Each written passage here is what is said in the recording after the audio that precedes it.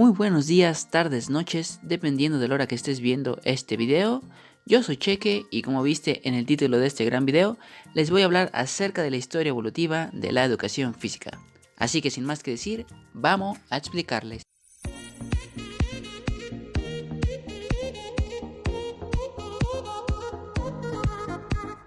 Bueno, antes de comenzar este video, les voy a dar una pequeña introducción acerca de la educación física.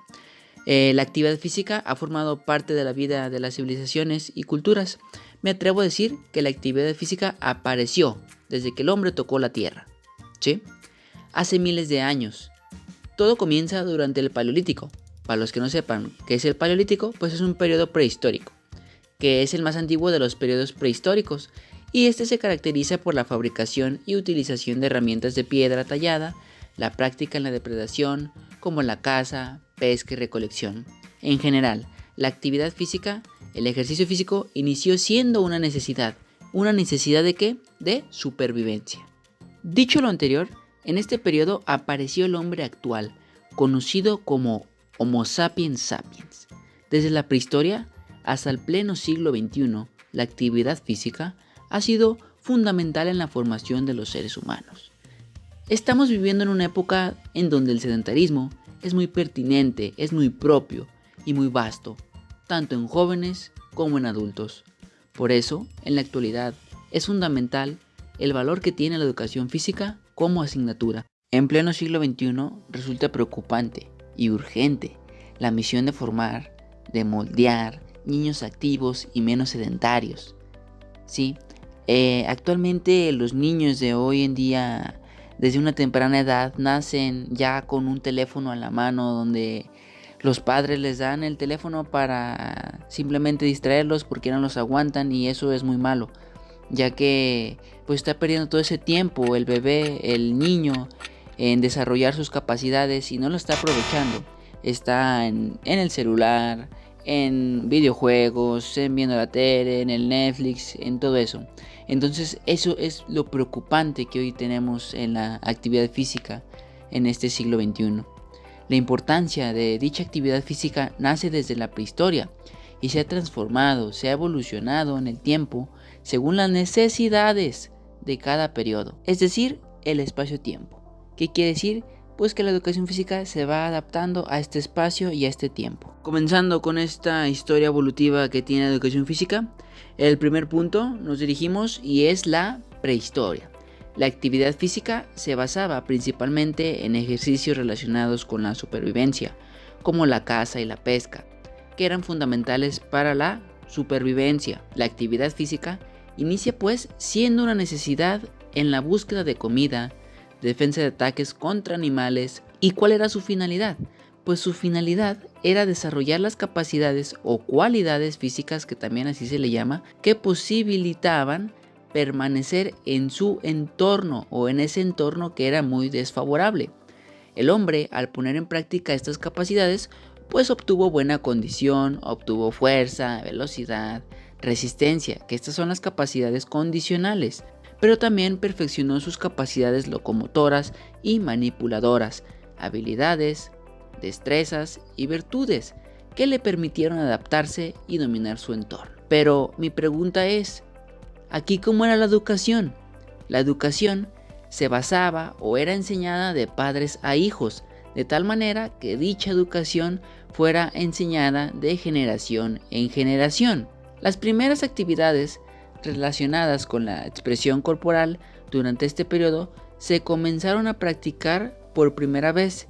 Estas eran la danza y los juegos rituales, en el cual demostraban sus habilidades y destrezas técnicas, pero dichas actividades tenían un carácter religioso y espiritual. Continuando con esta historia evolutiva de la educación física, en el punto número 2 tenemos la Edad Antigua. En Egipto, la actividad física estaba centrada en las carreras, la equitación, los juegos de pelota, la lucha, entre otros. Fue esta civilización la que perfeccionó el arte de la danza. Dicha actividad mencionada fue muy relevante, especialmente en la alta sociedad. ¿Qué quiere decir esto? Desde este momento, estas actividades ya hacían divisiones en grupos sociales.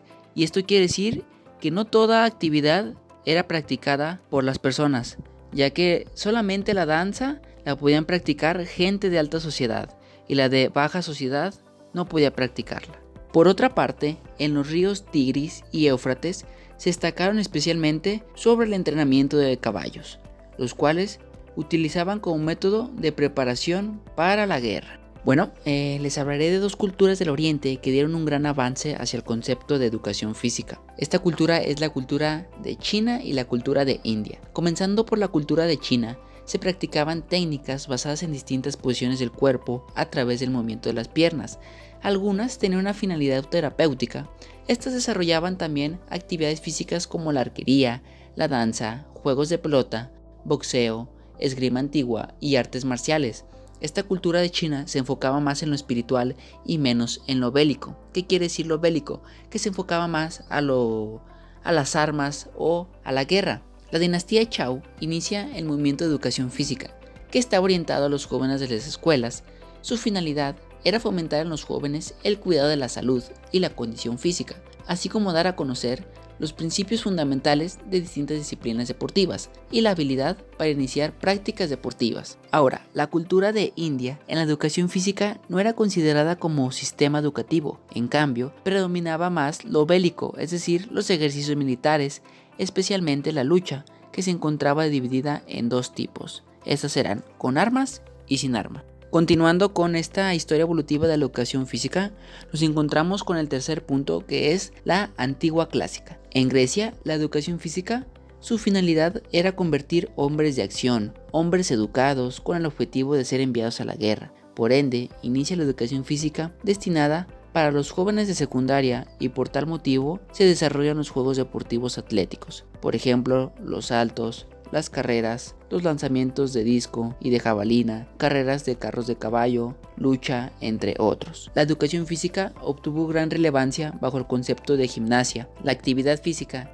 se lleva a cabo de dos maneras diferentes en sus dos polis principales, que era Esparta y Atenas. En Esparta reinaba una estricta disciplina educativa basada en los fundamentos de la guerra. Así, nace la gimnasia militar, el cual predominaban actividades como las carreras, las luchas, los saltos, los juegos de pelota, el tiro con arco, el lanzamiento de disco y el lanzamiento de jabalina. En cambio, en Atenas se consideraba la educación corporal como un elemento en la formación del individuo, a través del cual se pretendía alcanzar una combinación de virtudes morales e intelectuales. El culto a la belleza era parte esencial de la educación en Atenas, la cual se organizaba en tres centros, que era la escuela de 7 a los 14 años, la palestra, que era como un tipo gimnasio público, de los 14 a los 18 años, donde se practicaban ejercicios físicos, y por último el gimnasio, que era de los 18 años, donde se practicaban ejercicios físicos y filosóficos. Pues bien, en esta época, Platón y Aristóteles tenían su propia concepción acerca de la educación corporal. Para Platón significaba un equilibrio entre el cuerpo y el alma, y para Aristóteles significaba lo mismo, pero le atribuía además una orientación más instrumental, más clásica. El mayor evento relacionado con la actividad física en ese entonces eran los famosos Juegos Olímpicos, los cuales se celebraban en la ciudad de Olimpia en honor al dios Zeus. Y bien, en Roma, por su parte, fue influenciado evidentemente por Grecia, aunque ahí se consideraba el cuerpo principalmente como fuente de placeres. El objetivo del desarrollo de las cualidades físicas en Roma era más militarista, era más a lo bélico, razón por la cual los jóvenes romanos eran entrenados y sometidos a ejercicios de carácter militar. Los padres les daban educación a sus hijos, enseñándoles a enseñar la espada, la lanza y la monta de caballo, además del escudo. La sociedad romana disfrutaba de actividades o espectáculos como las luchas de gladiadores, las carreras de cuadrillas, entre otros. Continuando con el punto número 4, nos encontramos la Edad Media y el Renacimiento. En la Edad Media se destaca la importancia del alma en relación al cuerpo. Como la cultura se fundamenta en el cristianismo y el culto al espíritu, desaparece por completo la educación física como fines educativos. En el Renacimiento se producen nuevos cambios. La aparición del humanismo renacentista supone volver a lo establecido en Grecia, donde se buscaba la armonía entre el cuerpo y el alma, lo que afecta en el ámbito educativo. Reaparecen los juegos y ejercicios de carácter físico. Reconocidos humanistas de este periodo como Victoriano de Feltre y Mercurialis realizaban actividades como la equitación, el esgrima y la natación y otros ejercicios para conservar su salud.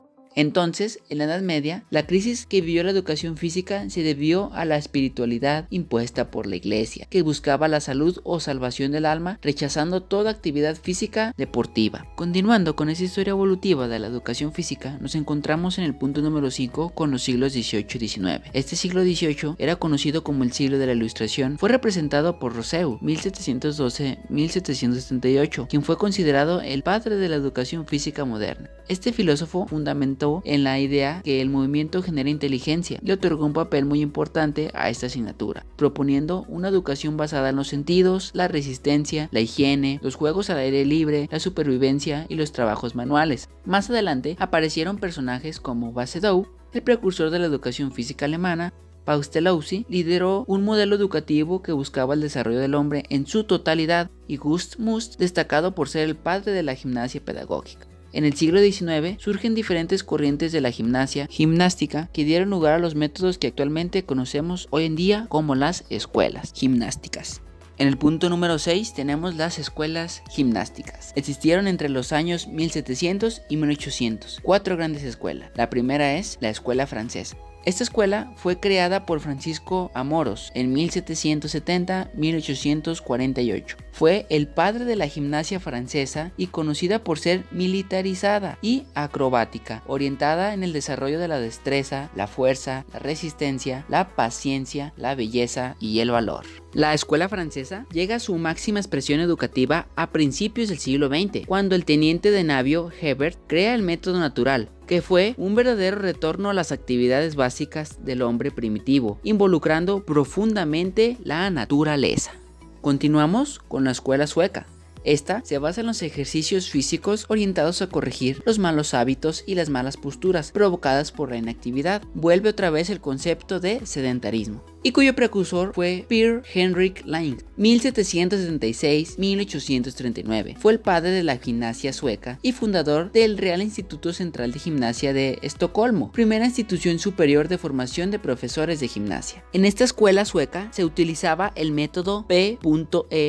Ling. Estas siglas se deben al nombre de su precursor. Este método era principalmente analítico dentro de su totalidad. Contemplaba ejercicios variados ejecutados desde posiciones diferentes: de pie, sentado, tendido de prono, tendido supino. Utilizaba cuerdas, barras de suspensiones, escaleras de balanceos, todo ello con el objetivo de hacer al joven más resistente a la fatiga y de moldear su cuerpo. Se educa también la precisión por medio de saltos, volteretas y movimientos de agilidad, y hay preocupación por la postura correcta y la corrección a través de los ejercicios. Posteriormente, su hijo Hjalmar Lang en 1820-1886 elabora lo que se puede llamar el primer esquema de una lección de gimnástica en forma de tabla gimnástica. La siguiente escuela gimnástica es la escuela alemana. La escuela alemana fue fundada por Gust Must, también creador de la gimnasia pedagógica, y Jahn, quienes recurrieron a la educación física como medio para lograr la unidad e independencia alemana. Gust Must en 1759 y 1839 concibe los ejercicios gimnásticos y las actividades físicas en un sentido muy amplio. Todos los ejercicios son intrínsecamente útiles y educativos, así es de que esta división que hace su sistema completamente en 3 grupos de ejercicios. El primer grupo son ejercicios gimnásticos y verdaderos, el segundo grupo son ejercicios de trabajos manuales y el tercer grupo son juegos colectivos para la juventud. Partiendo del sentido originario de Gust Must, el también alemán Friedrich Ludwig 1778-1852 defiende un modelo totalmente diferente. Aquí él concibe ejercicios mucho más arriesgados y mucho más complejos y difíciles, incluyendo aparatos como es el Turskunst, que más tarde se transformará en la gimnasia artística o deportiva actual.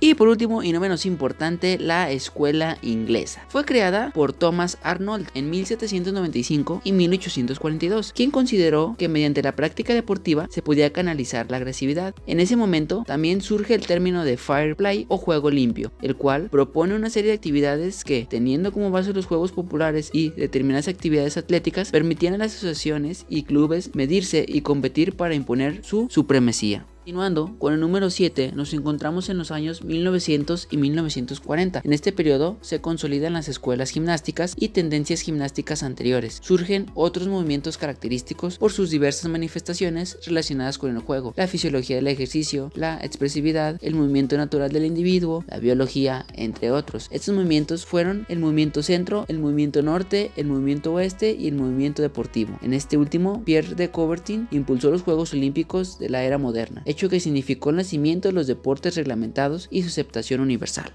Y en el punto número 8 nos encontramos con la educación física moderna. Esta se origina a principios del siglo XX en Suiza y Alemania. Se practicaban los deportes como luchas, saltos, carreras, la natación, danza, equitación, esgrima. Por otra parte, en Inglaterra nace el fútbol, el rugby y pues bueno, en la actualidad la educación física busca un desarrollo psicomotriz y el desarrollo y mejoramiento de las capacidades físicas, así como también pues promover, consolidar programas educativos para contribuir a un desarrollo integral de niños, niñas y adolescentes, además de fomentar un estilo de vida saludable.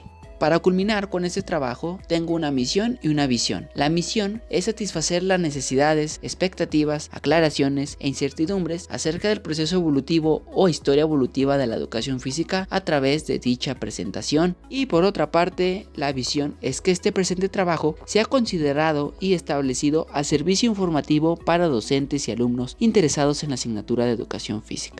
Y bueno, finalmente hemos concluido el video. Espero que este video te sirva para lograr entender acerca de la historia evolutiva de la educación física. Gracias por ver este video y ojalá haya sido de tu agrado. Si el video te gustó, por favor dame un like y suscríbete a este canal para ver más contenido acerca de esta asignatura. Muchas gracias y nos vemos hasta la próxima.